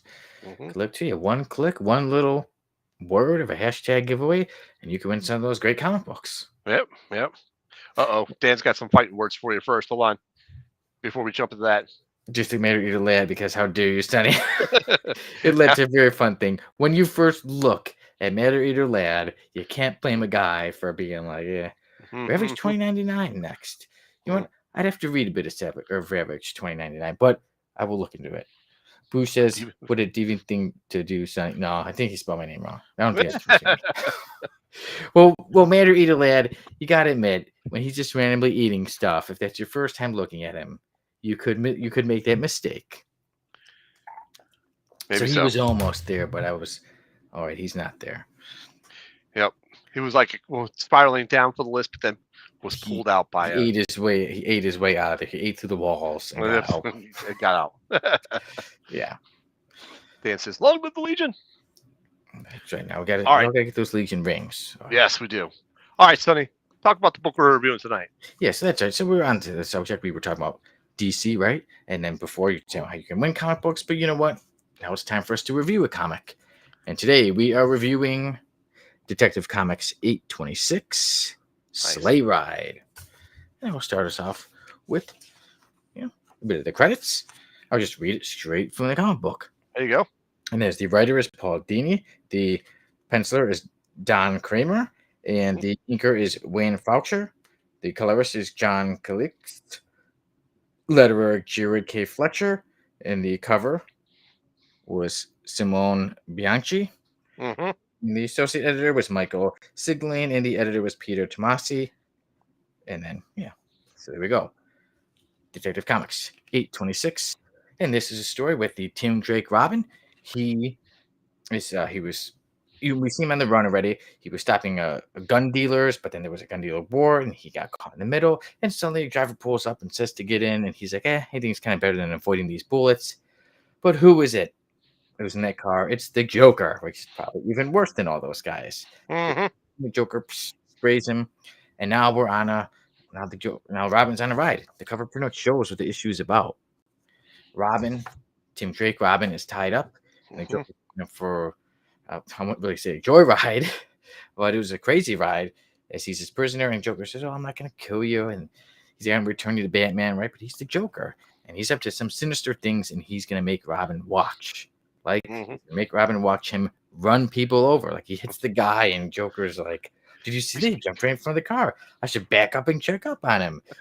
And so the Joker was calling the whole thing hit or miss. Yeah. So, it's a Joker's game. He's driving people around. He's running people over as he drives around. And Robin is trying to remember what Batman taught him and trying to see, okay, if this is a car that belonged to a family, maybe there's a toy that a kid left or something. How could I do it? And Robin's trying to stay calm so he could escape and stop the Joker. Mm-hmm. It's a quick issue. It's one, and earlier we were talking about it, and we mentioned this issue of Detective Comics. You can jump right into it. You don't need to know what's going on before. You don't really need to know what's going on after. It is a one shot. That's why I picked it. I first heard there's a lot of lists of great one shots, and this was mentioned as a very good Batman one shot. So it's all right. Let's jump on it. Let's do it. Mm-hmm. And I think it's a great fun one. Obviously, like I said, I like the cover. I do like the artwork inside. I believe the artwork goes great with the story. Yes. There we go. Yeah, that's great with the Santa hat and everything. Yeah, so it could go, it could be, with Christmas, things like that. But hey, like I said, in Chicago, it was snowing by me not too long ago, so maybe it got me in the Christmas spirit. Seeing the snow again.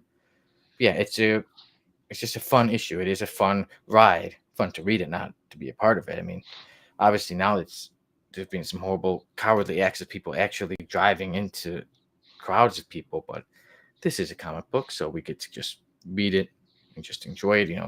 We know the Joker is up to his sinister ways, and it is up to Robin to stop him. It's a great showcase for the Tim Drake Robin. This isn't a Batman story. This is about Robin. Right. Robin gets to shine in here, and of course, we already know how bad the Joker is. I think it's just it's a great fun issue. It's really fun. I shouldn't just say, it's pretty good. I think it's a really great issue. And like I said, you can just jump on it whenever you feel like. And you can go through it. It's a quick read, fun story. Yep. So, what about you? Before I get my rating, what are some of your thoughts on the story? I liked it. It was exactly what you said. It's it's a one shot. It's contained.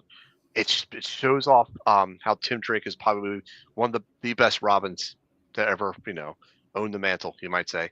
Um, there's a lot of psychological tension in there because of what the Joker out doing it, because I think he's trying to play that psychological card that he did with uh, Jason Todd. You know, Mhm. not only beating him with the crowbar, but he was messing with his mind as well. So that I think this is where this was starting. He was messing with Tim Drake's mind, with the running for people as well. But the credit to Tim Drake in this character, well, the way this is written, he keeps his calm. He manages to break free, kicks the Joker in the face, which knocks him out. Grabs the car and manages to crash it to stop the rampage. And it's just, it's Go really proof. Batman on him, as he You says. know, Yeah. yeah, right. He didn't need to have Batman with him. He was, more than capable of doing this himself. That type of situation. Um, so what I liked about it? The Christmas setting, like, contrasts with the Joker's brutal violence. It makes the story like bone chilling and memorable for me that way. You know what I'm saying? Yeah. Um, so yeah, and it was a good read. It was a fun read. The artwork was tremendous in it.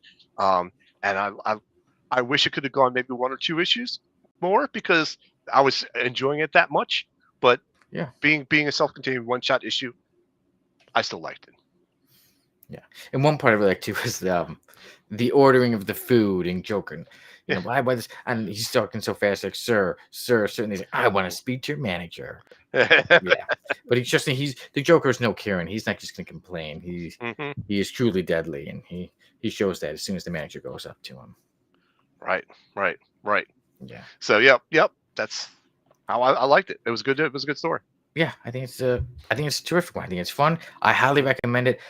I don't think it's a must read. It doesn't really push the It Detective doesn't. Comics forward, but sometimes you No, don't need that. I think it's good for just, hey, you want to read something fun, you're not too sure. but Hey, it's a good quick read.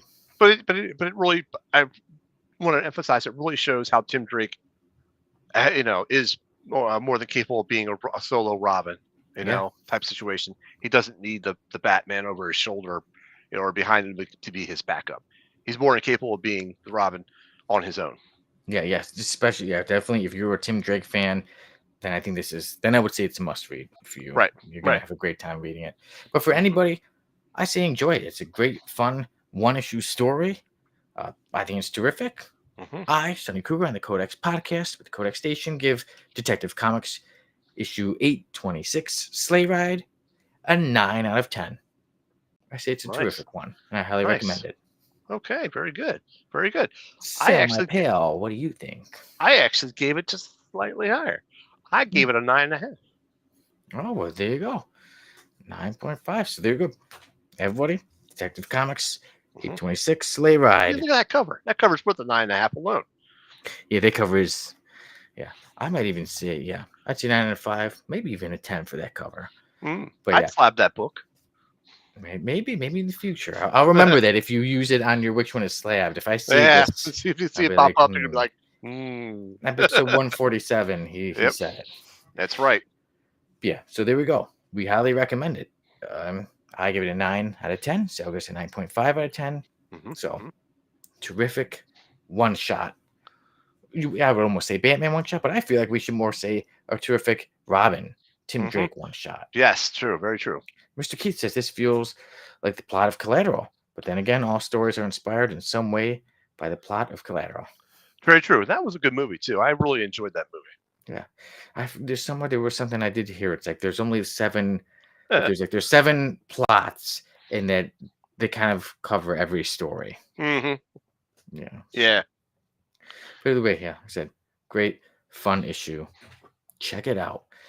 And feel free, let us know what you think. Put it in the comments if you've checked any stories that that you've read, that either you liked it, you agree with us, you disagree with us, you recommend something to us. Dan Kelly says, great cover, really good issue. Dan, what do Hmm. you give it? Would you give it a rating? Yeah, Dan, Um, give it a rating. yeah, And while Dan's typing in a rating, go check out Dan Kelly Art on Instagram check at it out. Yeah, Dan Kelly Art. He's got some good stuff out there. Get a commission from him. Make your money his money so he can buy more comic books and then show them off on the show on Comics Unleashed. yeah, feel free. Great stuff, great artwork. We all have some of Dan Kelly art in our homes. Hmm. And you know what? Dan, I'm hoping now that we said it, venomized Jar Jar Binks. Don't do that, Dan. Swear to God, I'll kill you. Dan, you put it in the comments, and now I'm seeing it. I'm seeing it in my head. And Bruce says it was a good story. Yeah. So The only thing worse is that he could do a venomized Howard the Duck, and I venomized Howard the Duck and venomized Jar Jar Binks as friends on a cover. Team Supreme. They could be. It could be Rob Liefeld's new young blood, young blooder, yeah. young blooder, Yeah, bloodier. young and bloodier. Jar Jar Blood Binks. There you go. Yeah, he's Jar Jar Binks, but he's super muscular. He has a bunch of pouches. Yeah. Yep. Mm-hmm. Yeah. But all right, everyone, I've had a great time. I hope you have too. Glad to be back on the Codex podcast. We're almost at episode 150 before you know it. Yes. Anything set up for number 150, or is this going to be another episode? 150, we're going to see. So far, if episodes go through week after week, then it should be on the 16th, and that should be the day that me, Uncle Gary, and Mighty Mike review the 12, which is obviously a bit longer, but yeah, so that's a good story. See. Yeah, I'm excited. I was like, I know it's longer, guys, but are you up for it? They're more than happy for it. So we're waiting till it's the three of us on there again. But yeah, so we're almost at 150. Thank you, everybody, for helping keep the Codex podcast and the Codex station going on. And Dan says, yeah, it's been a while since I read it, but going by memory from that run, I was really enjoying it. So I'll say 9 out of 10. So Dan's with me. Gives 9 out of 10 for that Detective Comics 826. And he also says, venomized Jar Jar fighting Green Lantern Howard the Duck to ruin multiple characters Sal loves. Thanks, Dan. Perfect, Dan. And what a happy way to put it. See, Boo says triangles for hands and feet. Oh. But all right. But everyone, I did say I have a great time being here. I always enjoy doing this. So thank you all for joining us. So thank you for being my co-host today. Bringing out the new intro and outro to the F list. The other week, not too long ago, you had the new intro for the Codex podcast. That's right. So take care, everybody. Feel free. We've got more stuff coming on the Codex station, and we should get to once again we'll mention some of that. The usual Codex stuff, like we are on all the socials. Yes, indeed. So at the Codex Station. Yep. And then also you want to check out thecodexstation.com, where you can check out all our stuff, meet the team, get some merch, so much more stuff there too. Yeah. And when you're not, I was gonna say I'll go through the list here. When we're not, here on Codex, you always find us on Comic Character of the Day page. We're there every day. We're there every day. We're there every day. Yeah, there's character of the day every day. There are, how we have random panel of the week. They have random panel of the day. Yes, Dan likes to post those, and they're sometimes saucy, as Gary likes to say. Yeah, it's all great fun. So make sure to check out Comic Character of the Day, the Facebook page. So tomorrow is Comic Character of the Week, where we'll be covering Preacher, and of course you'll be able to catch us on Saturday night with Comics Unleashed every Saturday night. That's right, and you'll see me here next week on the next episode of the Codex podcast. So in the meantime, everyone, I say take care, have a great night, have a great week, have a great life that I hope is a 10 out of 10. Yes. Take care, folks.